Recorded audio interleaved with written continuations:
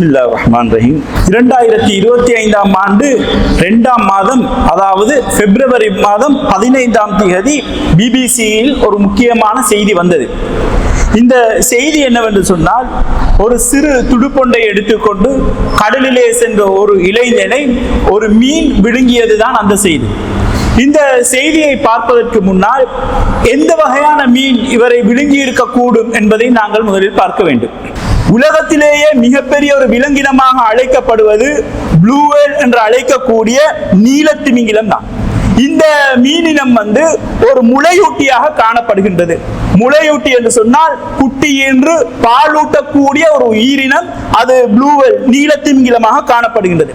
இந்த நீலத்திமிங்கிலமானது 100 அடி வளரக்கூடிய பிரம்மாண்டமான ஒரு விலங்கினம். அந்த மீனின் வாய்ப்பகுதியில் மாத்திரம் சுமார் 50 பேர் ஒரு சீட்ல உட்கார்ந்து கொண்டிருக்கிற மாதிரி குந்தி கொண்டு இருக்கிறது கூடிய ஒரு இடம் உண்டு. பொதுவாக இந்த மீனினம் ஒரு மூர்க்கத்தனமான ஒரு மீனினமாக கிடையாது, மூர்க்கத்தனமான ஒரு விலங்கினமாக இது இல்லை என்பதையும் நாங்கள் புரிந்து கொள்ள வேண்டும். சுமார் அது கிரில் என்று சொல்லக்கூடிய இறால் அல்லது கூனி வகையை சேர்ந்த ஒரு உயிரினத்தை தொன் கணக்கில் ஒரு நாளைக்கு அது உண்ணக்கூடியது, தொன் கணக்கில் சாப்பிடக்கூடியது. அல்லாஹ் தஆலா ரஸாக் என்பதற்கு இது மிகப்பெரிய ஒரு சான்றாகும். அந்த அளவுக்கு அது பிரம்மாண்டமான அளவுக்கு மீன்களை சாப்பிடக்கூடியதாக இருக்கின்றது. உலகத்திலேயே கூடுதலான ஒலி சவுண்ட் எடுக்கக்கூடிய ஒரு உயிரினமாக இந்த மீன் இருக்கின்றது. அதே போல இது ஏனைய மீன்களை போல செதில்களால் அது சுவாசிப்பதில்லை.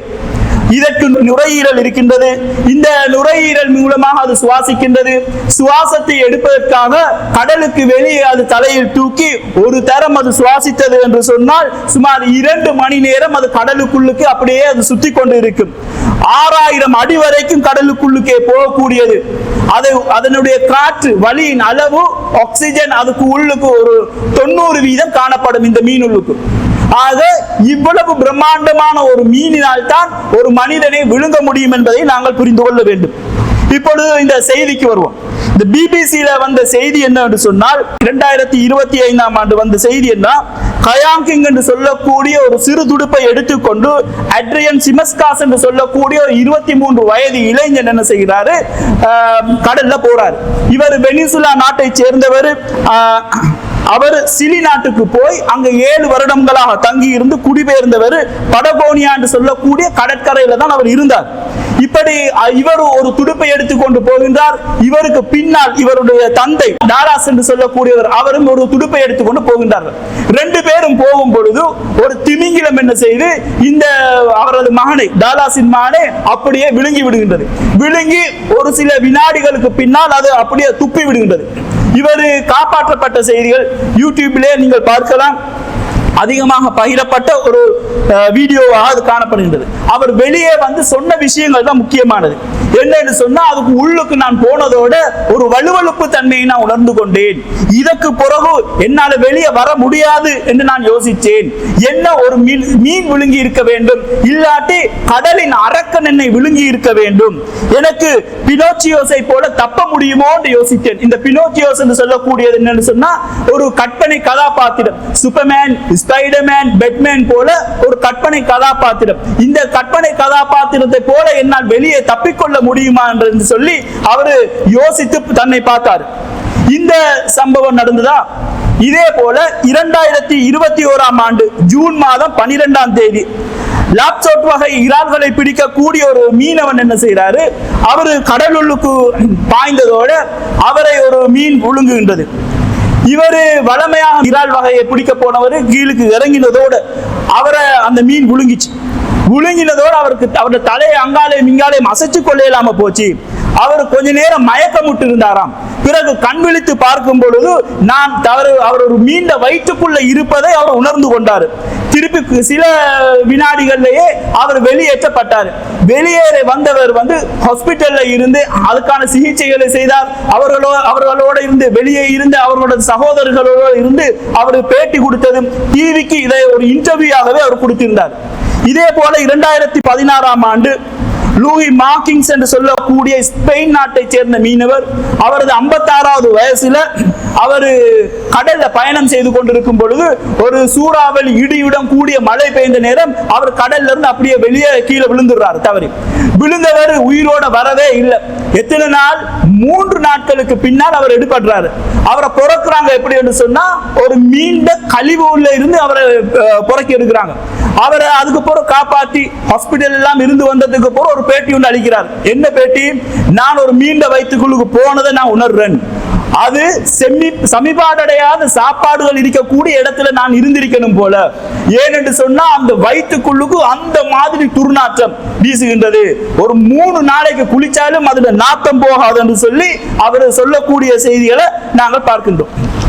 இந்த செய்திகள் எல்லாம் எங்களுக்கு எதை எடுத்து காட்டுது என்று சொன்னால், யூனுஸ் அலைஹிஸ்ஸலாம் அவர்களது வரலாற்றை நாங்கள் பார்க்காமல் போக முடியாது.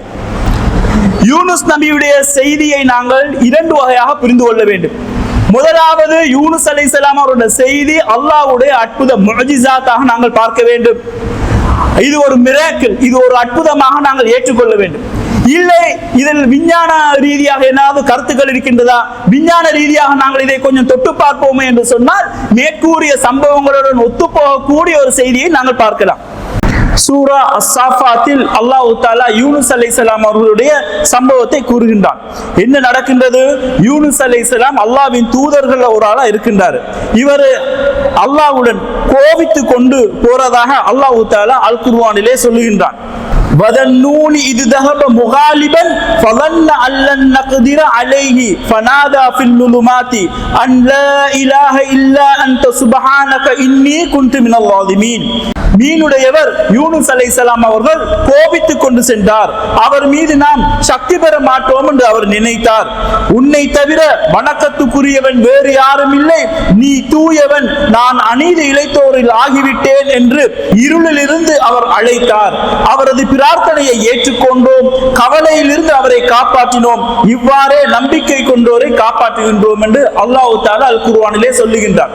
ஆக யூனுஸ் அலைஹிஸ்ஸலாம் அவர்கள் மீனின் வயிற்றில் இருந்து கொண்டு லா இலாஹ இல்லா அன்த சுப்ஹானக இன்னி குன்து மினல் ஸாலிமீன், வணங்கி வழிபட தகுதியான ஒரே நாயன் நீ மட்டும்தான், நீ தூயவன், அநீதி இழைத்தோரில் ஒருவராக நான் ஆகிவிட்டேன் என்று சொல்லி யூனுஸ் அலைஹிஸ்ஸலாம் அவர்கள் பிரார்த்தித்தார்கள். அதன் பிறகு அந்த மீனின் வயிற்றிலிருந்து அவரை துப்ப வைக்கின்றான். அல்லாஹ் தஆலா அல் குர்ஆனிலே இதை இப்படி சொல்லுகின்றான். வலவுலா அன்னஹு கான மினல் முஸப்பிஹீன லலபிஸ ஃபீ பத்னிஹி இலா யௌமி யுபஅதூன். அவர் நம்மை துதிக்காது இருந்திருந்தால் அவர்கள் உயிர்ப்பிக்கப்படும் நாள் வரை அதன் வயிற்றிலேயே அவர் தங்கி இருப்பார் என்று அல்லாஹ் தஆலா சொல்லுகின்றான். ஆக அவர் மட்டும் அல்லாஹ்விடம் பிரார்த்தனை செய்து பாவ மன்னிப்பு கேட்காவிட்டால் கியாமத் நாள் வரையும் அவர் மீனின் வயிற்றுக்குள்ளே இருந்திருப்பார் என்று அல்லாஹ் தஆலா கூறுகின்றான். அதே போல அல்லாஹ் தஆலா அவரை மீனின் வயிற்றிலிருந்து அப்படியே துப்ப வைக்கின்றான். அவரை நோயுற்றவராக வெட்ட வெளியில் எறிந்தோம், அவர் மீது நிழல் தருவதற்காக சுரை கொடியை முளைக்க செய்தோம். ஒரு சுரைக்கா கொடியை முளைக்க செய்கிறான் அல்லாஹ் தஆலா. அந்த மீனின் வயிற்றில் இருந்ததன் காரணமாக அவருக்கு மிகுந்த வேதனை ஏற்பட்டது, மிகுந்த துன்பம் ஏற்பட்டது. அதன் காரணமாக அவர் மிகவும் கஷ்டப்பட்டார். அப்ப வெட்ட வெளியில் அவர் மீனின் வயிற்றிலிருந்து வெளியே துப்ப வைத்து அவர் அங்கு இருப்பாட்டி அதுக்கு பிறகு சுரைக்கா கொடியை அல்லாஹ் தஆலா முளைக்க செய்கிறான். இதன் மூலமாக அவருக்கு வயிற்றுக்குள் மீனின் வயிற்றுக்குள் இருக்கும் பொழுது ஆக்சிஜன் குறைவாக கிடைத்ததாலோ என்னமோ அல்லாஹ் தஆலா இவருக்கு ஒரு மரநிலையை ஏற்படுத்தி அதன் மூலமாக ஆக்சிஜன் கிடைப்பதற்குரிய வழிவகைகளை அல்லாஹ் தஆலா ஏற்படுத்தி இருக்க கூடும். அல்லாஹு அலம். இந்த சம்பவங்கள் எல்லாம் எங்களுக்கு எடுத்து காட்டுவது என்னவென்று சொன்னால், உலகத்தில் இஸ்லாத்தை பொய்ப்பிக்கக்கூடிய எந்த ஒரு விடயங்கள் நடந்தாலும் காலத்துக்கு காலம் அல்லாஹ் தஆலா என்ன செய்கிறான், உலகத்தில் ஏதாவது ஒரு நிகழ்வுகளை எடுத்து காட்டி இந்த மார்க்கம் உண்மையானது, இந்த தீன் உண்மையானது, இது சத்தியமான கொள்கை என்பதை உறுதியளிப்பதோடு இதனை நம்புவதன் மூலம் எமது ஈமானம் பலம் பெறுகின்றது என்பதை கூறி முடித்துக் கொள்கிறேன். வாஹிர் தஅவானா வல்ஹம்துலில்லாஹி ரப்பில் ஆலமீன்.